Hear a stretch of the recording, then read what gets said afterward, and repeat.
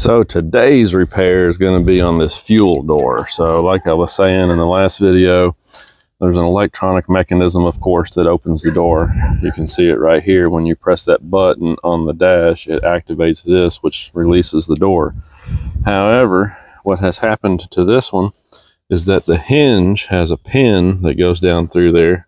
And I realize it's kind of hard to see out here right now, but that pin has come loose. And essentially it's allowed the fuel door to be floppy. And so with the fuel door floppy, it's not releasing from here when you press the button on the dash. So basically it's just really hard to get the door open. And I think I can fix it, but I've got to disassemble this thing to get to what I need to get to. So if you look up in here, see if I can brighten this up a little bit. See this tab right here? And there's one right up in there too. So basically you're going to have to gently get in there and release those tabs, because this mechanism here is a separate piece. And so you want to release that so that you can temporarily shove it back inside the fender and get it out of the way. And you got to be real careful with that, especially if it's cold outside, because obviously plastic parts get brittle. So I got to try and get that out of the way. And then this entire assembly will basically unsnap and come out. I'm gonna have to go in here with some plastic trim tools. You know, I've got these that you probably have seen in a lot of other videos. I've got a whole set of those. So you got to get in here and kind of go on the top and the bottom and just pry this thing out and unsnap it. There's a rubber piece that goes around the filler neck here. Probably have to work that around and get that loose, but shouldn't be too bad, I hope. And then, like I said, once I get it out, hopefully I can just fix this thing up and not have to replace it. If you do have to fully replace these, then of course you got to take your body color panel off and swap it over. And you do that by releasing this little tab right down here. See that little tab? You got to release that, and then this panel will slide and pop out. But since I'm not planning on replacing this whole thing, I'm going to try and just leave this on there. The fewer plastic parts that I can take apart, the better, because, you know, like I always say, you always risk breaking something. So let's just take as little as possible apart and see if we can fix this thing. Maybe no help at all, but what I'm going to do is take my heat gun and gently warm this up. You don't want to heat it up, but I just want to warm the plastic up a little bit so that maybe it'll be a little more pliable and less prone to break. So I'm going to do that here for just a moment. And I'm going to use my fingers to kind of gauge how warm it's getting.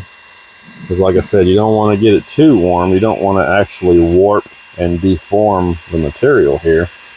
All I'm trying to do is warm it up a little bit, because it's about, I don't know, 39 or 40 degrees out here. A little bit chilly. It's not cold, but it's pretty chilly out here. And I don't want the plastic to be brittle.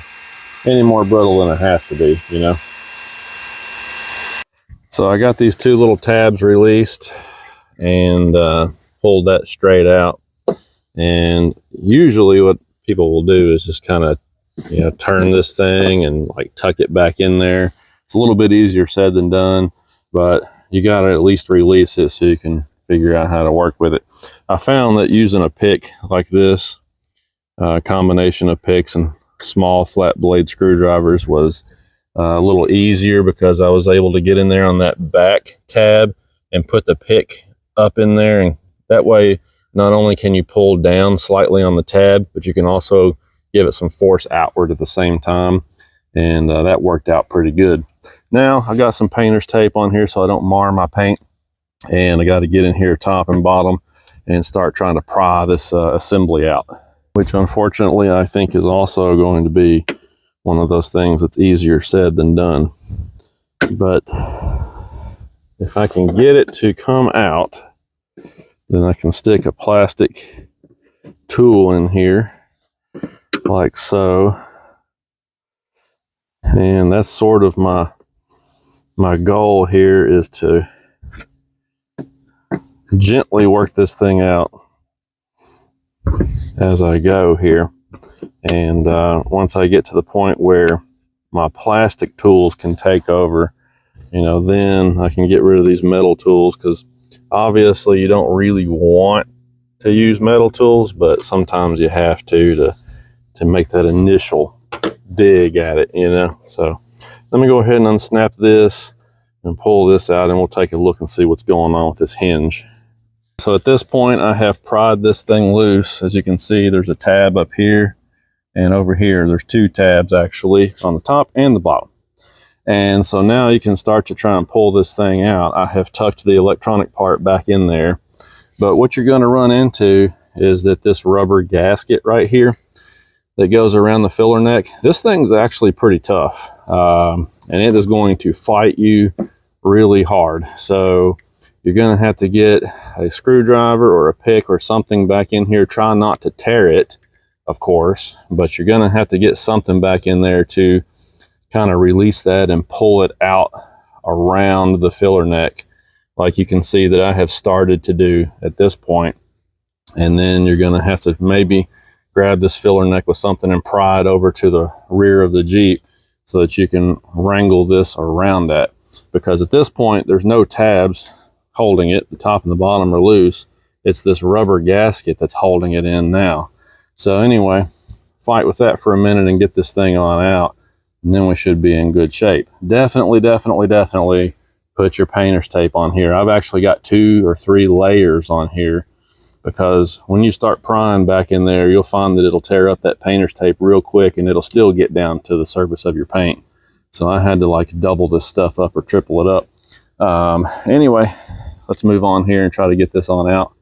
It might actually help to put a little bit of lube around here, maybe some WD-40 or PB Blaster or something just to make that gasket slippery temporarily. That might help to pull it out away from the filler neck too. I might try that.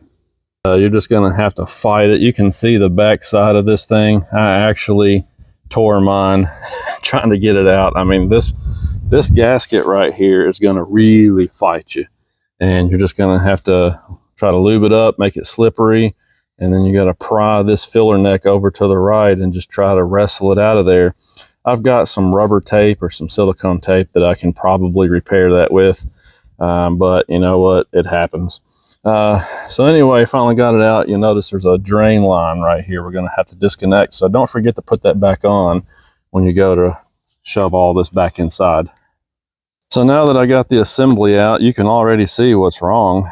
This pin that locates the hinge is cockeyed, so you got a spring here that provides the tension for everything, but that pin is supposed to go all the way through and then come out the bottom here, and it is clearly not doing that at the moment. So what we're going to have to do is probably release some of this spring tension right here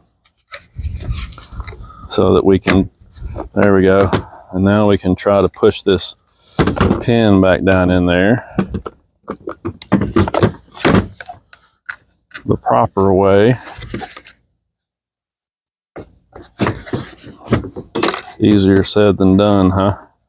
Problem is, I think it's been warped for so long that now the plastic is kind of twisted up in there, but I'm going to hold this door, well, easier said than done. I was going to try and hold the door still so that I could push this back through.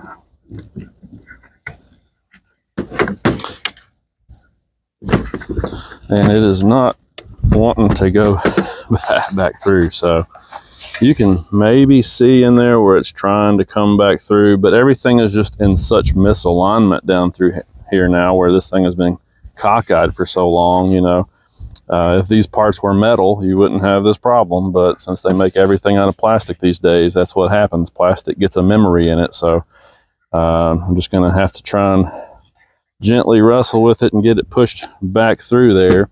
And then once I get it back through there, what I may do is try to put a cotter pin or something on this so that it won't ever slide back out of there again in the future. Let me try that. So I was successful at finally getting that pin to go all the way through. See there? So like I said, now that that's all the way through, to prevent this from happening again, I'm going to put some small incisions in the side here and slide a cotter pin on that to keep that from popping out again in the future.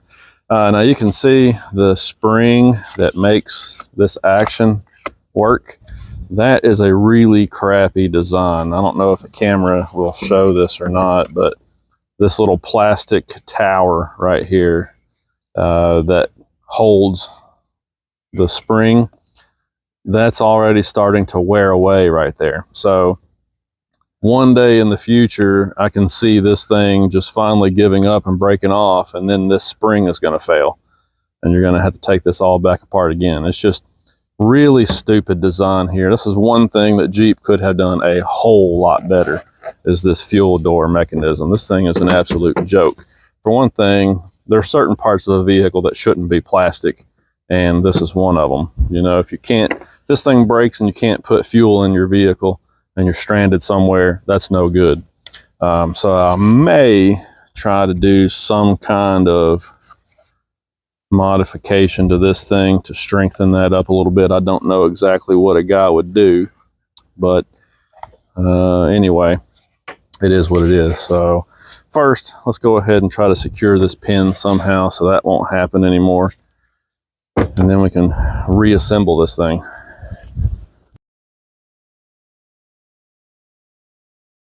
So you can see the repair. I used some silicone tape to repair that hole that I accidentally made in the boot. And you know, when you look at the front side of it, you're not going to really be able to tell that it was repaired. And then you can see the little hole that I drilled and put the cotter pin in there.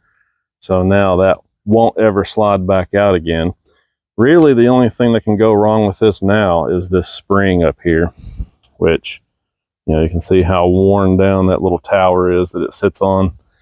But I'm just going to put it back together and hope for the best. Maybe I can get a couple more years out of it or something before I have to replace this thing. So one thing that I found that helped, and again, do this at your own risk, you have to be careful. But in my case, what I found really helped was, as I was putting this assembly back down onto the filler neck, I slid a crowbar, just like a regular, you know, 2-foot crowbar, down into the filler neck like this. I slid it in there about 2 inches, and that gave me all the leverage that I needed to pry that over, and then this whole thing just very easily snapped right back into place. So that worked out great for me. But like I said, you got to be careful. You don't want to mangle up any of this fuel filler neck. That would be bad, okay? But yeah, that worked out great. And so the last step obviously is to put your fingers down in there and fish this electronic mechanism back up in here like this, and then push it back up in there until the tabs snap back into place like that. And now this thing should work. You can see that I took my white cover off. It's laying over there. I went ahead and took that off just to make sure I wasn't going to tear it up. But let's try this thing out now. It should snap into place. And then when we press the button on the dash down here, there we go. Now it's working properly. And I can put gas in there, and you can see the door is not wobbly anymore. So I'm glad that worked out.